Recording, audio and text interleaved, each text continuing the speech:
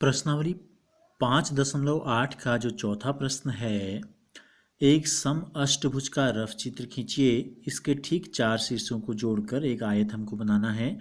तो जैसे कि कल हमने आपको बताया था, हमने क्या खींचा था, एक सम षडभुज हमने बनाया था। तो आज हमको बनाना है सम अष्टभुज। तो देखिए सम अष्टभुज जो होता है, इसके सभी अंदर के जो कोण होते हैं, अंतः कोण के कोणों का जो योगफल होता है वो मैं आपको बताऊंगा। कोणों का योगफल होता है आपका 1080। ठीक हो गया। तो क्या है, सम अष्टभुज है, यानी कि 8 की 8 भुजाएं बराबर हैं, तो 8 के 8 कोण भी बराबर होंगे। तो इसका मतलब प्रत्येक कोण कितने का होगा, प्रत्येक कोण जो बनेगा वो हम इसके क्या कर देंगे, 8 बराबर भाग हम इसके कर देते हैं, बट्टे 8 कर देंगे। ठीक है, तो ये हो जाएगा 8 एकम 8, 2 बज गया 28 हो गया, 8 3 24, 4 बज गया, 4 और 0 40, 8 पंजे 40। तो प्रत्येक कोण कितने का बनेगा, प्रत्येक कोण बनेगा हमारा 135 अंश का।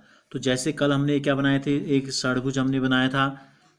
ठीक है, कितने के कोण बनाए थे हमने, प्रत्येक के कोण हमने बनाए थे आपके 120 के कोण बनाए थे, प्रत्येक के हमने 120 के कोण बनाए थे। तो आज हम क्या बनाएंगे, 8 भुजाओं वाला एक बहुभुज बनाएंगे, जिसके प्रत्येक कोण का जो मान होगा कितना होगा, 135 होगा। तो हम यहाँ से शुरू करते हैं। 1 सेंटीमीटर हम ले लेते हैं, कितना ले लेते हैं हम कोशिश करते हैं कि 1 सेंटीमीटर से अगर काम चल जाता है तो छोटा सा एक बहुभुज हम बनाएंगे, और जिसकी एक भुजा हम ले लेते हैं 1 सेंटीमीटर।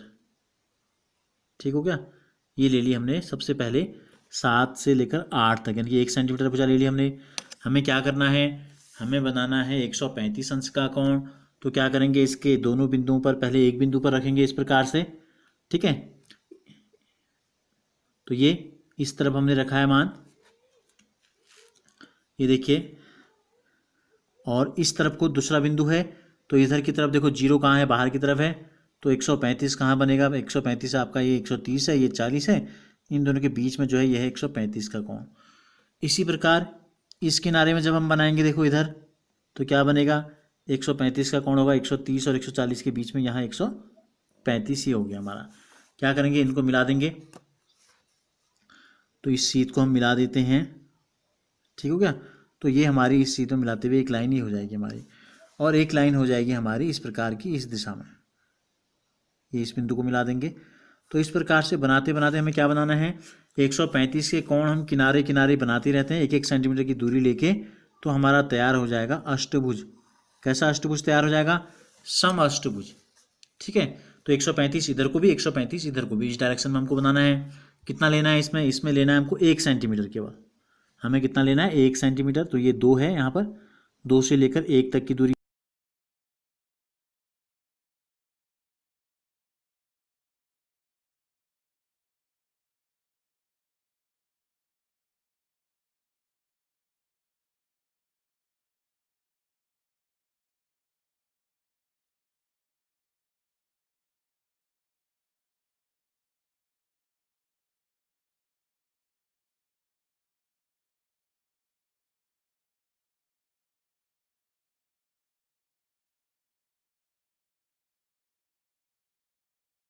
डार्क लाइन में आपको दिखाई दे रहा है, 1 सेंटीमीटर भुजा का हमने लिया है। ये तैयार हो गया हमारा सम अष्टभुज। क्या तैयार हो गया, सम अष्टभुज। हमसे क्या कहा था, एक रफ चित्र हमने बना दिया है। ठीक इसके ठीक 4 शीर्षों को जोड़कर एक आयत खींचना है। कोई भी 4 शीर्ष हम इसके ले लें, तो हमें क्या बनाना है, एक आयत बनाना है। तो देखो 4 शीर्ष हम लेते हैं, ये 1, ये 2, ये 3, ये 4। यहाँ से शुरू करते हैं, तो 1 2 3 4 ये हो गई। तो कैसी आकृति बन जाएगी, ध्यान से देखेंगे आप, ये देखो कैसी आकृति आपको दिखाई दे रही है वाली। अगर ऊपर के 4 जोड़ दें, 1 2 3 4, तो ये भी क्या होगी, एक ऐसी आकृति हो जाएगी ये। और ये भी 4 शीर्षों को जोड़ के बना रखी हैं। तिरछे में बनाएंगे तो भी ऐसी आकृति बनेगी। तो ये जो आकृति बन रही है, इसमें ऐसा प्रतीत क्या हो रहा है, ये देखो, ये दोनों भुजाएं जो हैं ये एक दूसरे के समांतर हैं।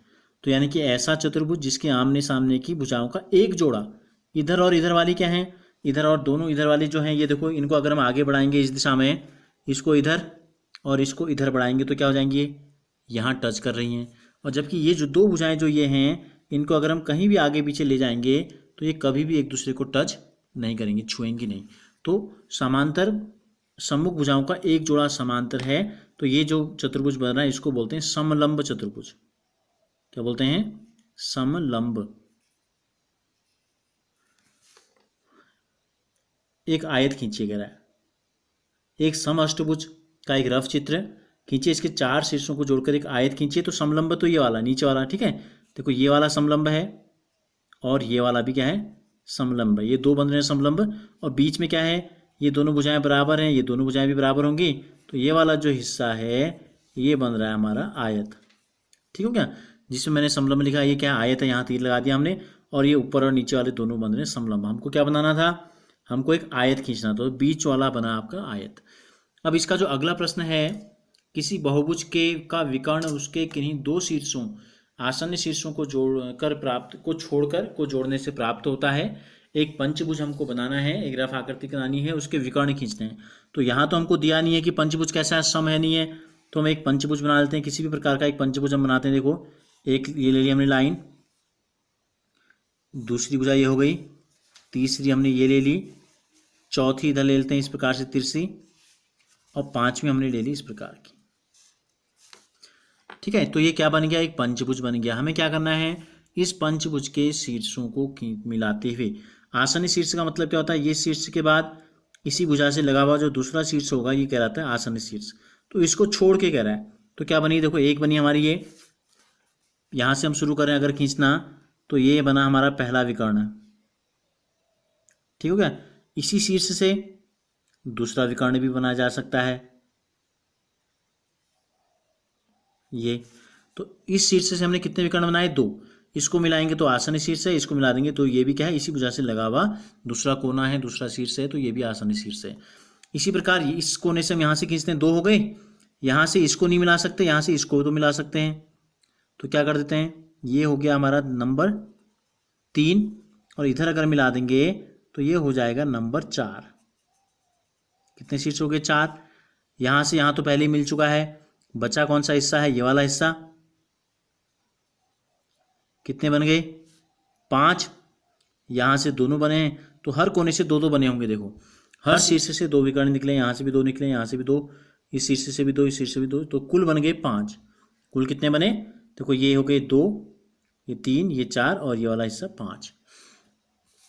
तो एक पंचभुज का एक रफ आकृति खींची और उसके विकर्ण हमको खींचने थे केवल, और केवल क्या खींचने थे हमको?